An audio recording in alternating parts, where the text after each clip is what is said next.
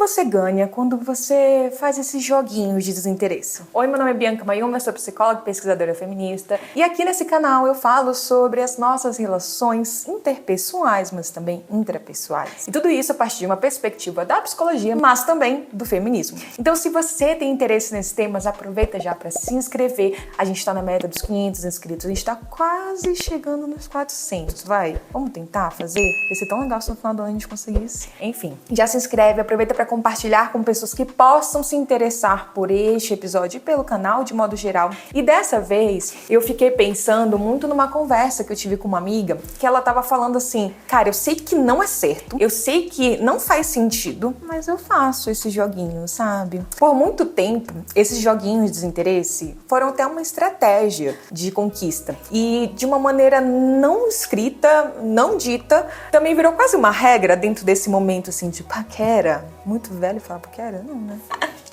Flerte, conversante, agora tem um novo termo, né? Assim, nesse momento que você está como conversante, mas ela tá falando assim, quando a pessoa me manda uma mensagem, eu vou dar um tempo aqui de tantas horas pra responder. Então, se ela demorou tantos minutos, 30 minutos, eu vou demorar uma agora. Quase um lugar de meio que pagar por isso, ou dar um ghosting, ou dar sinais ambíguos de eu tô interessada, mas nem tanto. São inúmeros os fatores pelos quais fazemos isso. E eu quero saber, antes de continuar, se você faz ou não. Sem julgamentos, comenta aqui. Mas eu vou dizer aqui da minha história. Eu tinha uma certa preguiça desse momento da paquera, sabe? Desse momento do flerte. Tanto é que eu tinha poucas dessas pessoas conversando. Tanto é que me casei com o meu primeiro namorado. Pra evitar, brincadeira, foi uma boa escolha. Foi tudo muito pensado. Mas ele já era meu amigo, então eu acho que isso ajudou pra que a gente não tivesse esse momento de tipo assim, vou me fazer de difícil? E aí eu fiquei refletindo, né? Como que foi a nossa socialização pra gente chegar nessa compreensão de que, até certo ponto, esse jogo de desinteresse, interesse, ele tem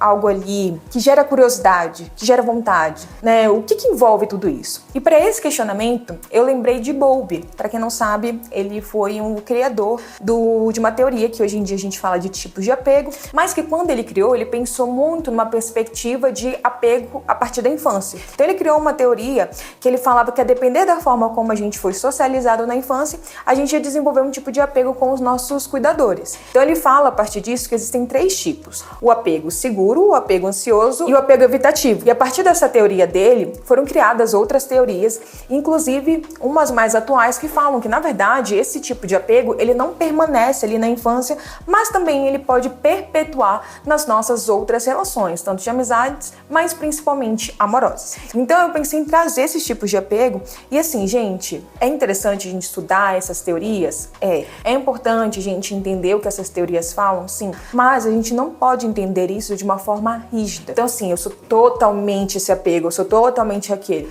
Às vezes a gente vai estar sim mais predominante em alguns, a depender do contexto a gente tá mais em algum tipo de apego, mas isso não vira assim um laudo pra você, tá? É só uma forma da gente tentar categorizar formas de nos relacionarmos. Então é importante dizer que esses 2 primeiros apegos que eu vou explicar um pouquinho, eles são compreendidos como apegos disfuncionais, ou seja, que trazem alguns malefícios de uma relação, e que o apego ideal, o apego mais funcional é o apego seguro. Mas vou deixar o seguro por último, vamos pensar nos outros. O primeiro apego é o apego ansioso. No estilo de apego ansioso, basicamente a pessoa se sente constantemente em alerta, sempre se sentindo em perigo ou com medo de abandono. Então essa sensação de ansiedade não precisa ser patológica, mas da emoção, ansiedade de qual foi a última vez que ele me respondeu? Será que ele parou de me amar? Será que eu fiz algo de errado que fez com que a pessoa de alguma maneira se sentisse mal? E enfim, viram vários pensamentos catastróficos do quanto que essa pessoa está em falta, do quanto que a outra pessoa pode abandonar, deixar de amar a gente. Então há um desgaste significativo, emocional mesmo, de por viver com angústias, medos, inseguranças. E aí o que a gente percebe muitas vezes das pessoas que desenvolvem esse tipo de apego? Ela pode acabar desenvolvendo também uma baixa autoestima ou até uma dependência afetiva. Só que o que a gente percebe hoje em dia, né, pelos novos estudos de apego, que as pessoas de apego ansioso, infelizmente, acabam se relacionando com frequência com pessoas do apego evitativo. Então a gente vai para esse outro apego, que me parece um apego que conversa muito com isso, desses joguinhos de falta de interesse. Esse apego evitativo é característico muito de pessoas que têm alguma insegurança sobre a relação, quase numa pseudo-auto-independência, assim.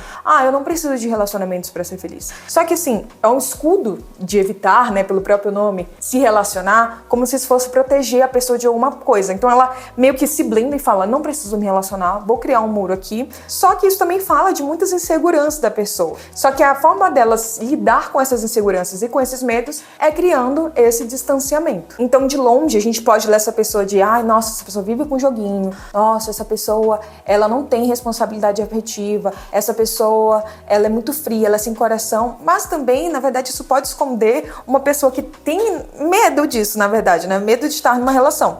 E isso quer dizer que, então, essa pessoa, por ter suas inseguranças, ter suas histórias, ela tá com o direito de sair por aí sendo irresponsável com as outras pessoas? Não. Mas também é pra gente entender, porque existem muitas outras questões por trás de um comportamento ali que às vezes a gente vê na superfície. Por fim, a gente vem pro estilo de apego seguro, que é basicamente aquela pessoa que entende que ela precisa de uma relação, ela precisa ter vínculos saudáveis com as outras pessoas, mas ela não depende daquela outra pessoa. Então, ok, por enquanto tá fazendo sentido estar nessa relação, temos reciprocidade, conseguimos aqui ter valores parecidos, mas o meu oxigênio não é aquela outra pessoa, sabe? Então eu consigo entender que quando uma pessoa às vezes tá demorando pra responder, tudo bem eu responder agora, porque agora eu tô disponível. Eu não vou ficar fazendo joguinho porque, não, tenho que mostrar que eu também tô dessa forma. A gente às vezes tá ocupado e tá tudo certo, as pessoas têm uma vida, então ela consegue ser muito honesta, consegue conversar com a outra pessoa. Então aqui a gente percebe que sim, essa pessoa ela tem inseguranças, ela também tem medos, mas diferente dos outros apegos, como que ela resolve isso? Por meio da comunicação. E isso quer dizer que então a pessoa vai ser perfeitinha? Nossa, é uma pessoa sem segurança, sem medo. Não, ela não vai ter o tipo de apego, o tipo de relação perfeito e sem defeitos, mas ela vai se sentir confortável para expor quando se há uma questão, para demonstrar quando sente falta de algo. Ela é uma pessoa que consegue então se sentir segura para ser com quem ela é dentro dessa relação e também se sentir segura para ter esse tipo de proximidade com uma outra pessoa e também propiciar um ambiente que o outro se sinta seguro de se relacionar com ela. Dito isso, a gente pode então pensar que esses joguinhos de desinteresse, ele pode estar sim tanto presente dentro desse apego que é o evitativo, como também um apego ansioso. Até no lugar de eu não quero demonstrar que eu tô insegura, eu vou tentar fazer esses joguinhos. Eu não quero demonstrar que eu tenho os meus medos, que eu tenho medo de ser abandonada, então eu vou criar esse ghost aqui rapidinho, mas depois eu me mostro presente. Então é muito contraditório, sabe? Porque, assim, eu fico me perguntando, de fato, por que a gente faz isso? Então, se questiona, o que tem por trás desse teu comportamento? O que você quer expressar quando você faz esse joguinho de desinteresse? E também se perguntar, por que eu estou numa relação e eu às vezes acho até atrativo quando o outro faz isso. Às vezes a gente está tão acostumado a estarmos em relacionamentos disfuncionais, que esses joguinhos são frequentes, em que há um certo nível de jogos até de poder,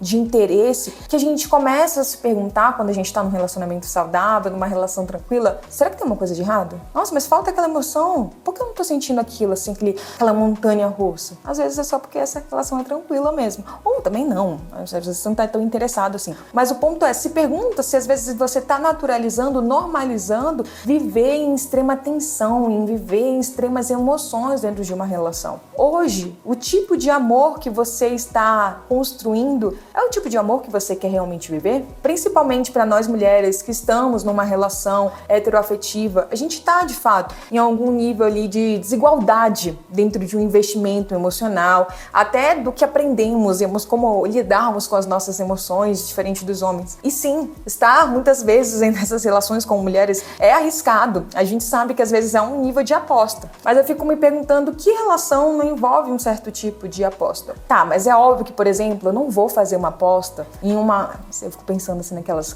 corridas de cavalo que as pessoas ficam apostando.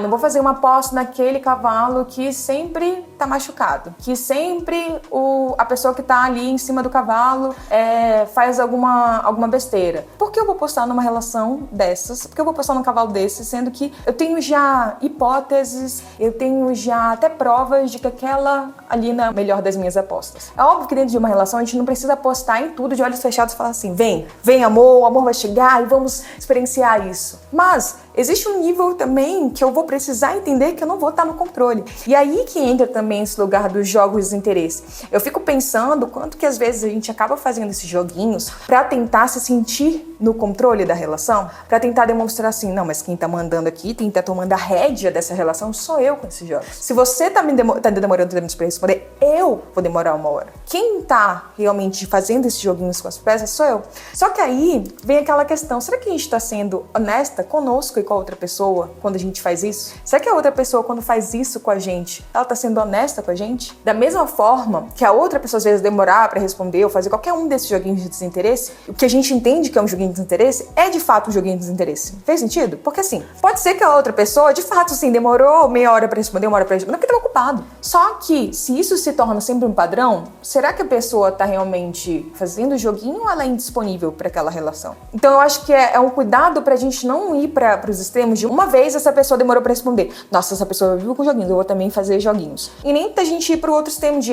não, mas é que ela é tão tranquila. Não, ela sempre tá ocupada, mas é que eu sou compreensiva. A gente não precisa de um lugar ou outro. É realmente termos um olhar crítico, não só para aquela relação, mas também para as nossas emoções, tá? Não só para aqueles fatos, mas também como a gente se sente a partir daquilo. E dentro de relações, a gente não controla a outra pessoa. A gente não consegue se responsabilizar pelos comportamentos dos outros. Então, pensando aqui em nós, em o que podemos, fazer, mudanças, o que está mais à nossa responsabilidade, pensei em algumas perguntas para vocês refletirem. O que as suas relações dizem sobre você? Como as suas relações podem falar sobre como você se vê? Sobre como você merece ser tratado? A maneira que você se relaciona está alinhada com o que você entende de amor? E aí vale o questionamento que eu fiz lá no início. O que você ganha quando finge que não quer? Enfim, tem muitas questões, muitas hipóteses. A gente não vai chegar num caminho único e uma resposta única a todos do porquê fazemos esses joguinhos, Mas aqui estão algumas hipóteses, algumas sugestões que eu dou pra vocês refletirem sobre isso. Espero que tenha feito sentido. Comentem aqui qualquer coisa, se fez sentido ou não fez, como que isso te toca. Também, se não quiser comentar alguma coisa assim, comenta emoji, já faz toda a diferença pra que esse vídeo chegue mais pessoas, pra que a gente fique atento a esses joguinhos de interesse, porque, estamos chegando agora, já estamos em dezembro. Isso teria que ficar tão em 2024, vamos em 2025 sem joguinhos de interesse. Vamos ver se a gente consegue. Além disso, convido vocês para se inscreverem, também seguirem meus outros perfis, @psi.bianca no Instagram e no TikTok, @pod.mulherdevoz, que é meu podcast, está disponível em todos os streams de música, aqui no YouTube também, e também temos cortes e posts feitos a partir dos podcasts, que estão no @pod.mulherdevoz, tanto no Instagram quanto no TikTok. Por fim, convido vocês também a seguirem e acompanharem a minha clínica e comunidade, @mulherdevoz.cc. Essa é uma clínica que eu indico outras psicólogas a partir de um acolhimento, em que as mulheres que trabalham comigo, psicólogas, elas fazem tipo uma triagem e elas indicam psicólogas que são da minha confiança e que eu dou supervisão mensalmente. É isso, se você tem interesse também em já agendar esse acolhimento, vou pedir pro Marcos deixar aqui na descrição. Nos vemos semana que vem. Um beijo. Tchau, tchau.